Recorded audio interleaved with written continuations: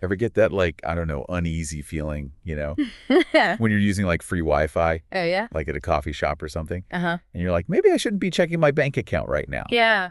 It's not just paranoia. No. Our online activity leaves a trail of data, and without the right protection, that information can be vulnerable. Right. That's where VPNs come in, Yeah. acting like a digital shield for your online presence. It's like the difference between sending a postcard and a sealed letter. Okay. With a postcard, anyone can read what you've written, Right. but a sealed letter keeps your message private. A VPN creates that sealed envelope for your online data. So it's more than just feeling safer on public Wi-Fi. Absolutely. It's Good. about taking control of your privacy across the board. Mm.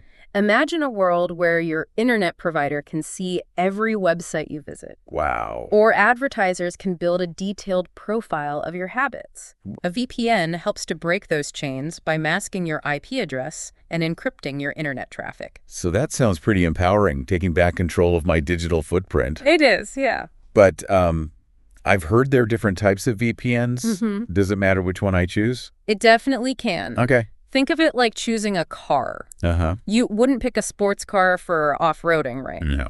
Some VPNs are built for speed, making them great for streaming or gaming, Okay. while others prioritize security features for maximum protection. So it's like speed versus security. Yeah. How do I know which features are most important for me? It really depends on how you use the internet. Okay. If you're mainly browsing and checking email, a VPN with a good balance of speed and security would work well. Got it. But if you're handling sensitive financial transactions or accessing information in restrictive regions, you'd want a VPN that prioritizes robust security and privacy features. Makes sense. Yeah. Are there any times when I wouldn't want to use a VPN? There are a few situations where using a VPN might not be ideal. Okay. Some websites like banking portals are designed to flag unusual logins.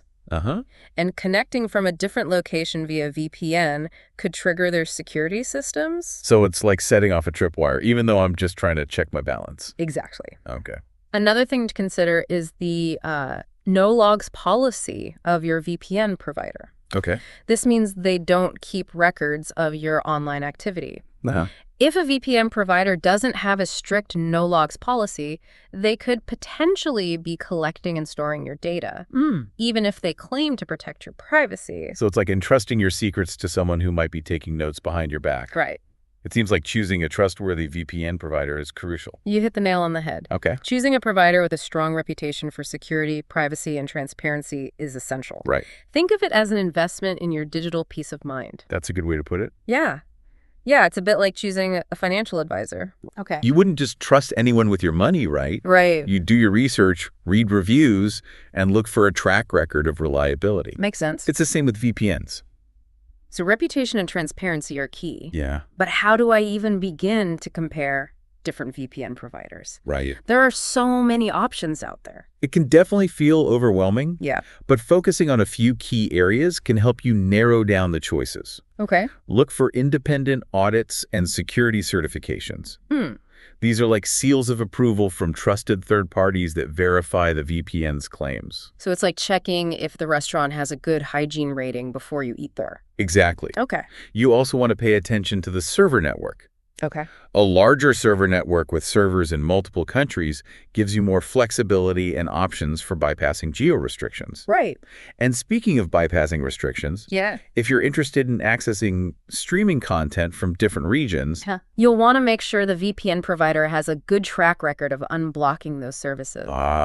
so I could finally watch that British baking show everyone's raving about. Precisely. I Yeah. remember. Yeah. It's a cat and mouse game between VPN providers and streaming services. Okay. Streaming platforms are constantly trying to block VPNs to enforce their licensing agreements. Right. And VPN providers are constantly working to find ways around those blocks. It's a technological tug of war. So choose a provider with a good track record and a wide server network. Yeah. What else should I be looking for? This might sound counterintuitive, Okay. but sometimes a higher price doesn't necessarily mean better service. Interesting. Some VPN providers offer premium features that might not be necessary for the average user. Right. So it's important to assess your individual needs and budget. Yeah. Don't fall for marketing hype. Boy. Focus on the features that matter most to you.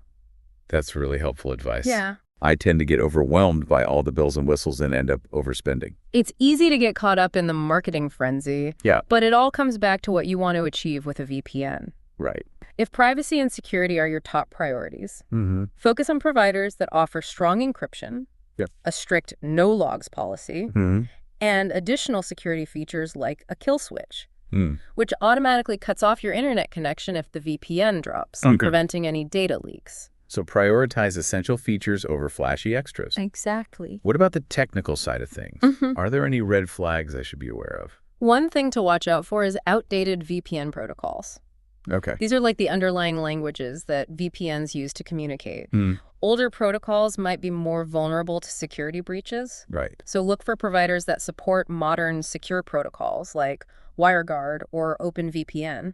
It sounds like there's a lot to consider when choosing a VPN. Yeah. But I'm starting to get a much clearer picture of what to look for. And remember, you don't have to become a cybersecurity expert overnight. Okay. Start by asking yourself, what are my biggest concerns online? Right. What do I want to protect? Okay. Once you have a better understanding of your needs, you can start researching different VPN providers and comparing their features, security practices, and reputations. This has been incredibly enlightening. Good. I used to think VPNs were just for tech-savvy folks, but now I see how crucial they are for anyone who values their online privacy and security. It's about leveling the playing field and giving individuals the tools they need to navigate the digital world with confidence. Okay, so I'm convinced. Good. A VPN is definitely on my digital to-do list. All right. But is it really enough to protect my privacy online? What about all those data breaches we hear about all the time? That's a great question. Yeah. A VPN is a powerful tool, but it's not a magic bullet. Okay. Think of it as one layer of protection in a multi-layered approach to digital security. So what are some other layers we can add to this digital fortress? One of the most important things you can do is practice good password hygiene. Okay. Use strong, unique passwords for every account and consider using a password manager to keep track of them all. Right. And don't underestimate the power of two-factor authentication. I've heard of two-factor authentication. Yeah. But I'll admit I haven't really gotten around to setting it up. Right. Is it really that important? It's one of the most effective ways to protect your accounts from unauthorized access. Think of it like a second lock on your front door. Oh. Even if someone manages to steal your keys, they still can't get in without that second lock. So it's like a double-check system to make sure it's really me logging in. Exactly. Okay. And it's becoming increasingly common. Most major online services now offer two-factor authentication, so there's really no excuse not to use it. Okay. I'm convinced. Good. Strong passwords and two-factor authentication are definitely going on my digital to-do list. What else can I do to bolster my online defenses? Another important layer is being mindful of the information you share online. Think before you post. Right. Social media platforms are notorious for collecting and sharing user data. Yeah. So be selective about what you post and who you share it with. Makes sense. And don't forget to review your privacy settings regularly. It's like being a savvy curator of your own online presence, right? Precisely. Deciding what to showcase and what to keep private. It's about taking control of your digital narrative. So it's about being intentional about what we share. Yeah. Even with the apps we use every day. Exactly. It's like inviting someone into your home. Okay. You wouldn't just give a stranger free rein, right? Right. You'd be selective about which rooms they could enter and what information they could access. That's a good way to think about it. Yeah. It seems like there's a lot we can do to protect our privacy without becoming hermits. And disconnecting from the online world entirely. Absolutely. It's about finding a balance. The internet can be an incredible tool for connecting, learning, and sharing. Yeah. But it's important to do so with awareness and a sense of agency. This has been an eye-opening conversation. Good. I feel much more equipped to navigate the digital landscape with confidence and protect my privacy. Remember, knowledge is power. Okay. The more you know about digital privacy and security, the better equipped you'll be to make informed decisions and protect yourself online. Thanks for sharing your expertise with us. My pleasure. This has been an incredibly valuable look into the world of VPNs and digital privacy. And remember, the conversation about digital privacy is constantly evolving. Right. Stay curious, stay informed, and never stop questioning the status quo. Great advice. Thanks again. You're welcome. That's a wrap for this one. We hope you've enjoyed this insightful conversation into the world of VPNs and digital privacy. Yeah. Remember, the best way to protect yourself online is to stay informed. be proactive, and take control of your digital experience. Until next time, stay curious,